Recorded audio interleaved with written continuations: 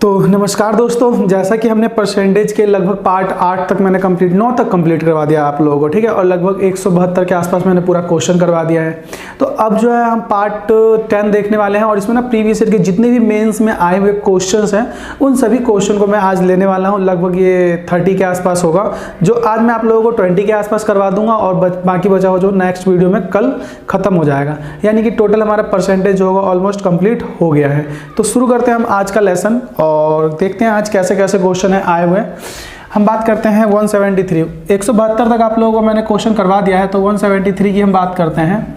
दिया हुआ है A scored 72% in paper with the maximum marks of 900 and 80% in another paper with the maximum marks of 700, ठीक है।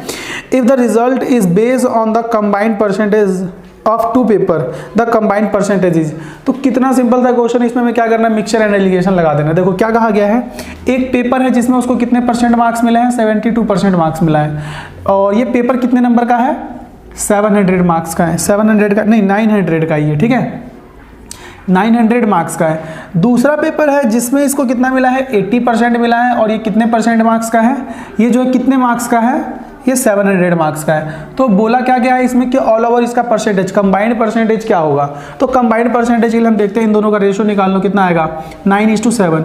इन दोनों के बीच में डिफरेंस कितने का दिख रहा है, 8% का। तो ये 8% हम क्या करेंगे, इन दोनों में डिवाइड करेंगे। यानी कि 16 इज इक्वल टू में क्या है, 8%।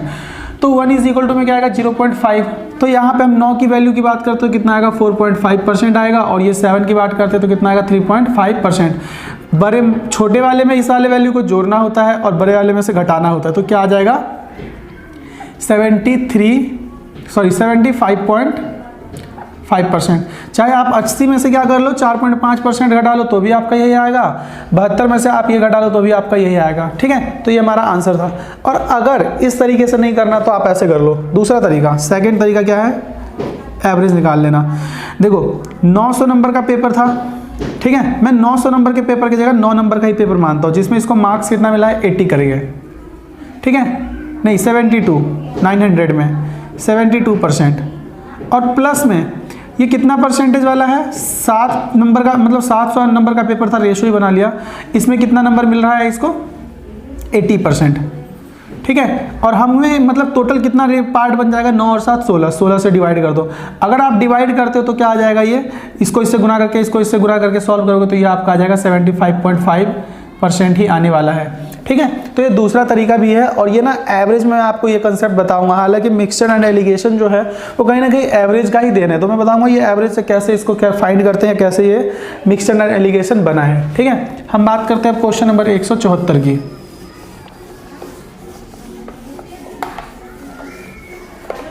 क्वेश्चन नंबर 174 में क्या कहा गया है, if each side of cube is increase by 10%, है ना, the volume of cube will be, क्या होगा, ठीक है। तो हम बात करते हैं इसकी, क्यूब ऑफ साइड क्या होता है, मतलब कि volume of cube, volume of cube is equal to क्या होता है, साइड का क्यूब। तो एक बात बताओ, पहले कितना था, आप कुछ भी मान लो। मैं यहाँ पे कहता हूँ कि पहले जो वॉल्यूम साइड जो था, मैं पहले साइड को मैं क्या मान लेता हूँ, 10 मान लेता हूँ। या फिर कह रखा है क्या 10% बढ़ता है, तो देखो 10% का फ्रैक्शन वैल्यू मैंने बता रखा है, क्या होता है 1/10। यानी कि पहले साइड कितना था, 10, तो अब कितना हो गया, बढ़ के 1। यानी पहले का साइड कितना था, 10 था, तो अभी 11 हो गया। दूसरे मतलब क्यूब बोला है ना, तो इसका भी क्यूब कर दो और इसका भी क्यूब कर दो। तो इसका क्यूब निकालेंगे तो कितना आएगा, 10 का पावर क्यूब जो होता है वो 1000 होता है और 11 का पावर क्यूब जो होता है वो 1331 होता है। कितना बढ़ गया यहाँ से यहाँ, 331 बढ़ गया। 331 बढ़ा कितने पे, 1000 पे। गुने में क्या कर देंगे हम, 100। या फिर सॉल्व करके ऐसे लिख लो, 33.1% क्या हो गया, वॉल्यूम में इंक्रीज हो जाएगा। मतलब अगर किसी क्यूब का साइड, हालांकि ये बनाने की जरूरत नहीं थी, अगर किसी क्यूब का साइड 10% से बढ़ जाता है तो उसका जो वॉल्यूम होगा कितने परसेंट इंक्रीज होगा, 33.1% से इंक्रीज हो जाएगा, ठीक है। अब हम बात करते हैं क्वेश्चन नंबर 175 की।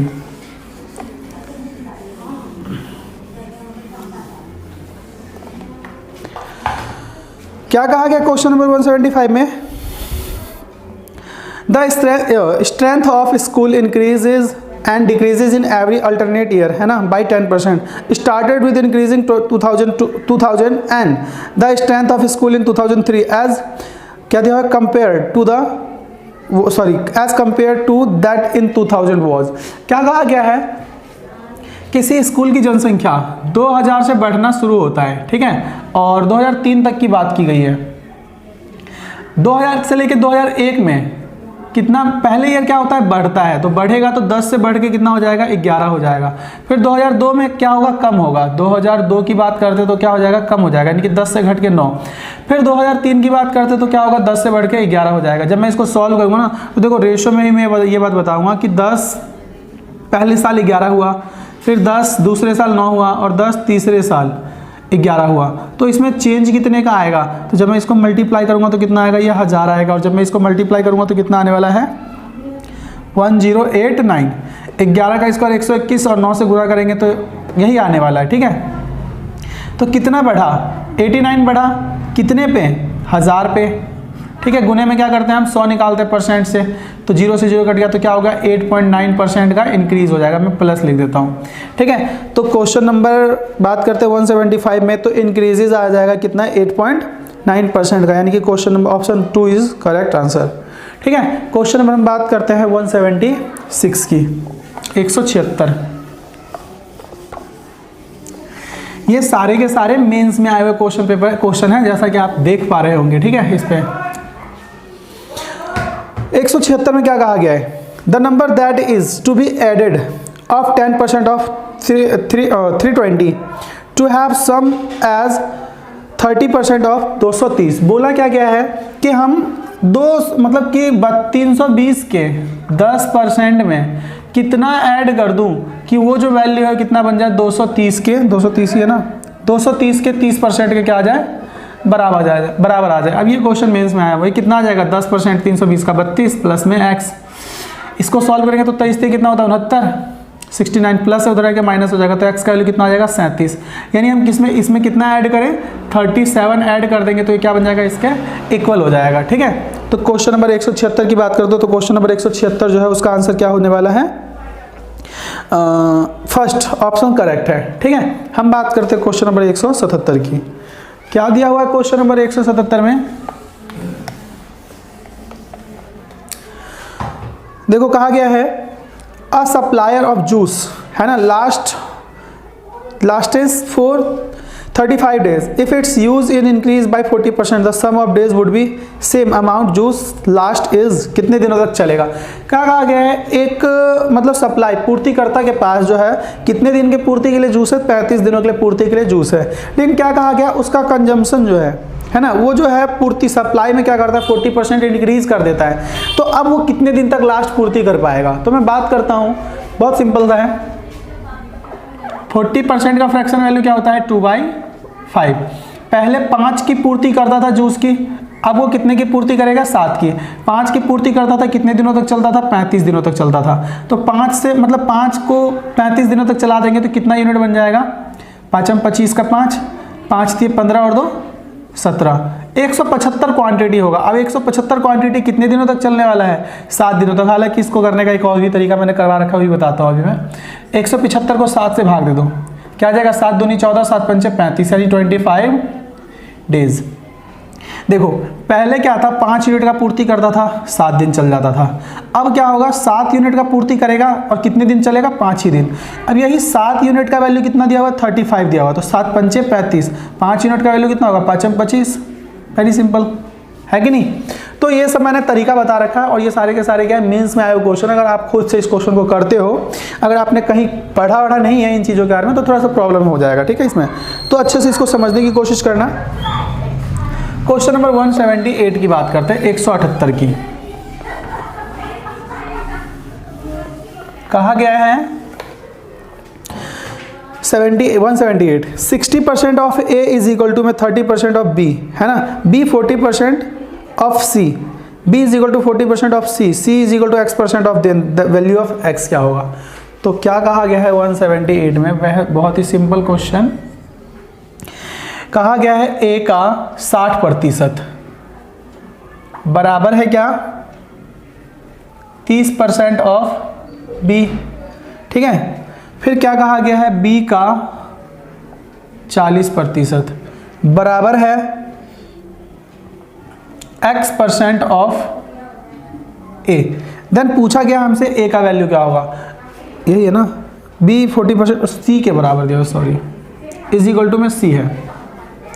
अब मैं सॉल्व करवाता हूँ, परसेंट से परसेंट हटा दो पहले तो, 30 से कम 30, 30 दूनी 60। ए और बी का रेशो जो होगा वो क्या आने वाला है, ए और बी का रेशो, ए अगर 1 है तो बी कितना है 2, बी को इधर लेके आओगे ना और ए को इधर लेके जाओगे तो वही हमारा रेशो कंपेयर करके आ जाएगा। हम बात करते हैं बी और सी की, अगर बी यहाँ से पॉइंट हटा के बटे में क्या आ जाएगा, इधर मल्टीप्लाई में क्या आ जाएगा 100 आ जाएगा। जब मैं सॉल्व करूँगा तो कितना आ जाएगा 2 and 5, 20 दूनी 40, 20 पंचे 100। बी का वैल्यू यहाँ पे क्या है 5 है, तो सी का वैल्यू कितना होने वाला है, बी का वैल्यू 5 है तो सी का वैल्यू कितना होने वाला है 2। रेशो निकाल लो, 1 2 और ये कितना दिया हुआ है 5, तो यहाँ पे 5 से मल्टीप्लाई, यहाँ पे 2 से मल्टीप्लाई करेंगे तो कितना आ जाएगा, ए का वैल्यू 5, बी का वैल्यू 10 और सी का वैल्यू 4। अब पूछा क्या गया है कि हमसे देन, मतलब यहाँ पूछा गया है C is equal to x% of A. C जो है ए का कितना, मतलब x% है तो सी का वैल्यू कितना है 4 और ए का वैल्यू कितना है 5। ए का कितना प्रतिशत है, तो मैं गुने में क्या कर देता हूँ 100, ये 4/5 का परसेंटेज वैल्यू मैंने निकालना ही बता रखा है, तो 80% आ जाएगा इसका आंसर। ये इसमें थोड़ा सा जो ऑप्शन है वो गलत दिया हुआ है, ठीक है। C is equal to 80% of, मतलब इसमें ऑप्शन में 0 0 सबको कम कर देना आप, मतलब C इसका करेक्ट आंसर हो जाएगा, ठीक है। मतलब 200 नहीं दिया हुआ, ये 20 50 30 और 80 दिया हुआ है, ठीक है। तो 80% करेक्ट आंसर आ जाएगा, यानी कि ऑप्शन नंबर 3 करेक्ट है इसके लिए। क्वेश्चन नंबर हम बात करते हैं 179। In an office 40% of staff is female and 70% of female staff and 50% of the male staff are married. The percentage of unmarried staff in office. क्या कहा गया है 179 में, मान लेता हूँ 100 स्टाफ रहा होगा, जिसमें से 40% कौन है, फीमेल स्टाफ है, तो 60% क्या होगा, मेल स्टाफ होगा। इसमें से 70% फीमेल स्टाफ मैरिड है, तो 7 चौक कितना आ जाएगा 28 मैरिड आ जाएगा, और इसमें से कितना परसेंट 30 मैरिड है, तो यहाँ पे अनमैरिड जो रहा होगा वो कितना रहा होगा 12, यहाँ पे अनमैरिड कितना रहा होगा 30, तो टोटल अनमैरिड कितना आ गया 42, कितने में से 100 में से, मतलब 100 में से 42 की बात करें तो क्या आ जाएगा, ये 42% ही आने वाला है। तो क्वेश्चन नंबर 179 की मैं बात करूँ तो ऑप्शन क्या होने वाला है, option 4 is the correct answer, ठीक है। अब मैं बात करता हूं क्वेश्चन नंबर 180 की, ठीक है। क्वेश्चन नंबर 180 में क्या कहा गया है, कहा गया है due to 25% fall in the rate of eggs, ठीक है, one can buy 2 dozen eggs more than before by investing 162 then the original rate of per dozen eggs. का क्या कहा गया है, 25% की कमी हो जाने से, 25% का कमी होने से, 25% का फ्रैक्शन वैल्यू क्या होता है 1/4, यानी किसी भी चीज़ का कीमत कितना था 4 था, तो अब कितना हो गया 3, यानी पैसे वो कितना खर्च करता है, पहले भी 162 रुपये खर्च करता था, अब भी 162 ही, तो जाहिर चाहता है उसको कितना क्वांटिटी मिलेगा, 3 क्वांटिटी मिलेगा, और मतलब कि पहले कितना अभी कितना, पहले कितना क्वांटिटी मिलता था 3, अब कितना क्वांटिटी मिलेगा 4, इसी का अंतर 1 का, और यही 1 का अंतर क्या दिया हुआ है 2 डजन्स दे रखा है। तो ये बताओ 3 यूनिट का वैल्यू कितना होगा, 6 डजन्स होगा कि नहीं होगा। अब 6 डजन्स है, कितने का खरीद रहा है 162 रुपये का, तो 6 से डिवाइड कर दो, प्रति दर्जन कीमत आ जाएगा 6 दूनी 12 6 सत्ते 42, यानी कि अंडे का जो कीमत आया प्रति दर्जन कितना आया 27 रुपये, ठीक है। तो मैं बात करता हूँ क्वेश्चन नंबर 180 की, तो ऑप्शन सी इज द, यानी कि option number 3 is the correct answer, ठीक है। 181 की हम बात करते हैं, क्वेश्चन नंबर 181 कहा क्या गया है, what percent of a day is 30 minutes, है ना, एक दिन का 30 मिनट कितना परसेंट होगा, तो 30 मिनट्स एक दिन यानी कि 24 घंटे, मिनट में बदलने के लिए 60 से गुना और 100 से मल्टीप्लाई, 0 से 0 कैंसिल हो गया। अब जब मैं इसको सॉल्व करूँगा तो 6 कम 6 6 पंचे 30, ठीक है, 5 को 10 50, बटे में क्या आ जाएगा 24, काटेंगे तो 25 बटे में 12। सॉल्व जब मैं करूँगा इसको तो कितना आ जाएगा 2 पॉइंट मतलब 12 दूनी 24, बच गया 1 0, फिर 2 0 12 अट्ठे 96, ये आ जाएगा। यानी कि 2.083% के आसपास हमारा इसका आंसर रहने वाला है। तो क्वेश्चन नंबर 181 की भी बात करूं तो option number 2 is the correct answer. Question number हम बात करते हैं 182 की। क्या कहा गया क्वेश्चन नंबर 182 में?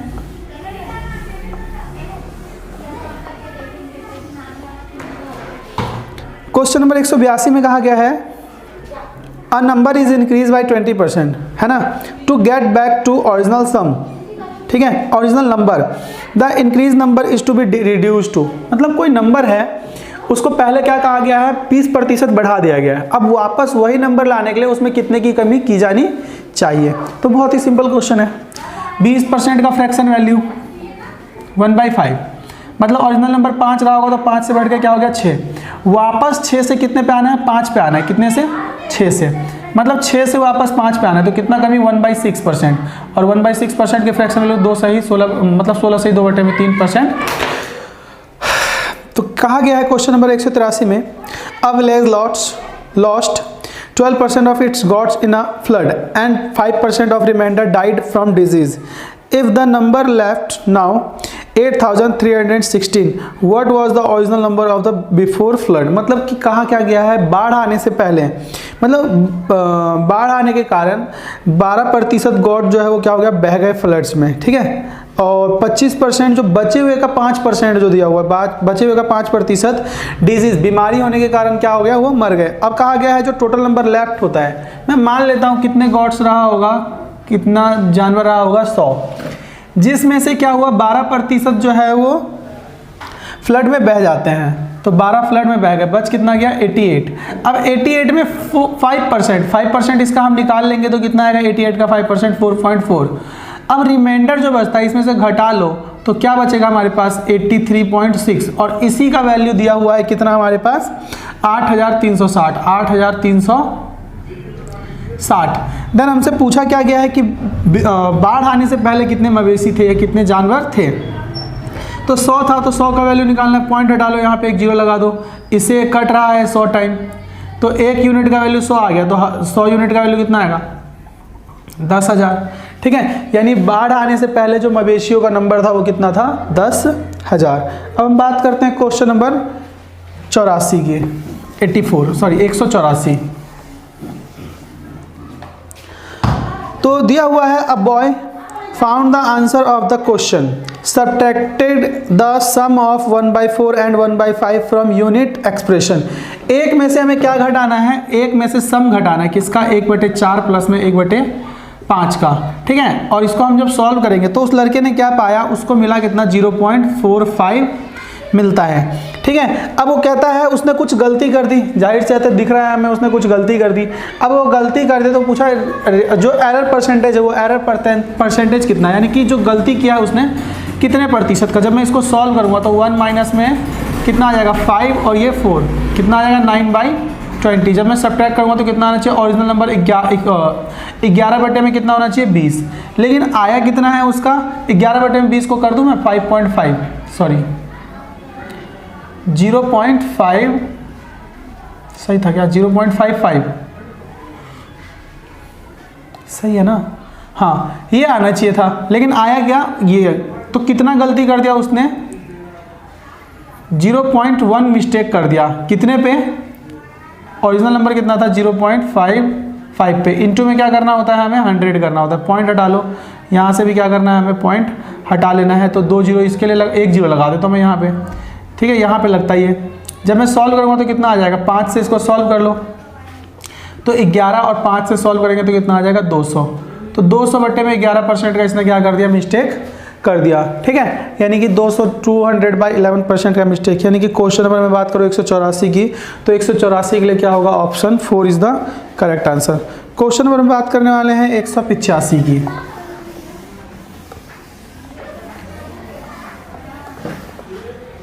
कहा क्या गया है 25% of annual salary of A is equal to 80% of annual salary of B, ठीक है, मतलब कि ए का हालांकि वे लिखता नहीं मैं भी, 25% बराबर है क्या, बी के 80% के।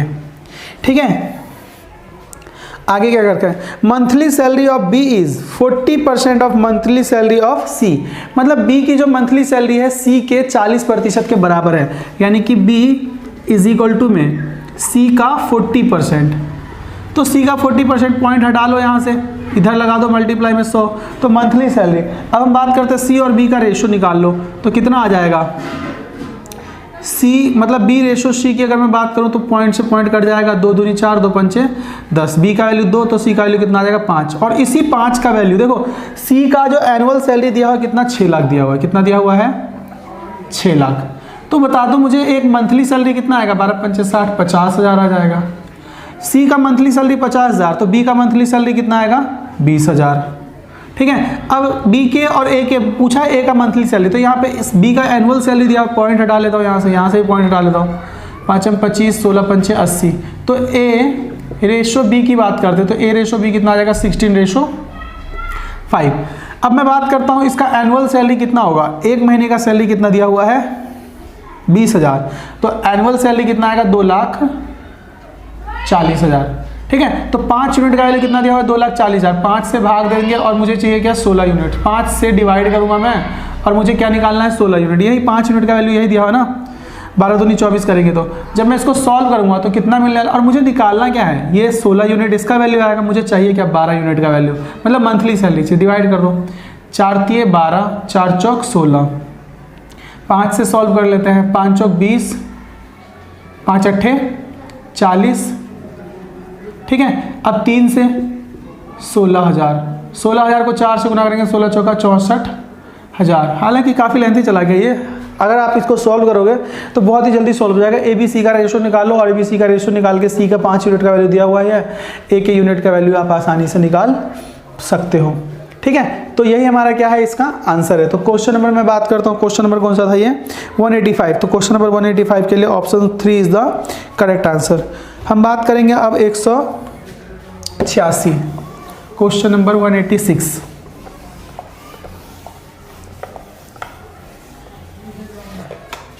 क्या कहा गया 186 में, Mukesh has twice as much money as Sohan. Mukesh और सोहन, मुकेश सोहन के पास जितना मनी है उसका दुगना है मुकेश के पास, तो 1:2 का रेशो आ गया। आगे कहा गया है Sohan has 50% money than Pankaj. सोहन के पास क्या है 50% मोर मनी है पंकज से, तो पंकज के पास अगर मान लेता हूं मैं 50% का फ्रैक्शन 1/2 होता है, 2 है तो इसके पास कितना है 3। अब मैं बात करता हूँ इन तीनों का रेशो, तो ये 1 दिया हुआ है तो मैं यही 1 रख लेता हूँ और यहाँ 3 है तो यहाँ पे मैं 3 से मल्टीप्लाई कर लेता हूँ, तो मुकेश के पास 6 यूनिट आ जाएगा, सोहन के पास कितना 3 यूनिट आ जाएगा और पंकज के पास 2 यूनिट। अब इन सब के जो अमाउंट है इसका एवरेज दिया हुआ है कितना 110, तो मुझे बताओ तीनों के पास कितना रुपये रहा होगा 330, एवरेज 110 है। तो पूछा क्या गया है देन मुकेश है, मुकेश के पास कितना है, मैं बात करता हूँ इसी का वैल्यू कितना दिया 6 3 9 और 2 11 यूनिट, और मुकेश के पास कितना है 6, तो 30 और 3 को 6 से गुना करेंगे कितना आएगा 180। हालांकि ये सब मैंने क्वेश्चन करवा रखा है लेकिन इस पे मेंस का थोड़ा सा चिन्ह लगा हुआ है ना, जिसके कारण लगेगा आप लोगों को कि रियल मायने में ये मेंस में आए हुए क्वेश्चन है। ठीक है, तो ये था हमारा क्वेश्चन नंबर 186। अब हम बात करते हैं क्वेश्चन नंबर 187 की। क्या कहा गया क्वेश्चन नंबर 187 में, a man spend 75% of his income, his income increased by 20% and his expenditure also increased by 10%, find the percentage increase in saving। क्या कहा गया है, एक आदमी जो है 75% अपने इनकम का खर्च करता है, तो 75% का फ्रैक्शन वैल्यू निकाल लो, क्या आ जाएगा 3/4, यानी 4 रुपये वो कमाता है तो 3 रुपये खर्च करता है, 1 रुपये बचाता है। इसमें कितने परसेंट का चेंज आता है 20%, तो 20 चौक 80% बढ़ जाएगा, लेकिन एक्सपेंडिचर कितना 10% से बढ़ा है तो 30% बढ़ेगा, तो यहाँ पे 80% बढ़ रहा है और 30% एक्सपेंडिचर में, तो कितना परसेंट बच गया 50। कितने पार्ट में डिवाइड होगा 1 पार्ट में, तो 1 से डिवाइड करेंगे तो उसका सेविंग जो होगा वो कितने परसेंट से बढ़ जाएगा 50% से इंक्रीज हो जाएगा। तो क्वेश्चन नंबर 187 की मैं बात करता हूँ, तो ऑप्शन नंबर 2 जो होगा वो बिल्कुल ही करेक्ट आंसर होगा। ठीक है, तो आज के लिए मैं इतना ही रहने देता हूँ उम्मीद करता हूँ ये सेशन आपको अच्छा लगा होगा, और हमारा एक लास्ट सेशन रह जाएगा परसेंटेज का, जिसमें मैं आप लोगों को 15 से 20 क्वेश्चन और ले लूँगा, और ये क्या हो जाएगा, हमारा 200 क्वेश्चन पार हो जाएगा। ठीक है, तो आज के लिए इतना ही। Thank you and bye bye.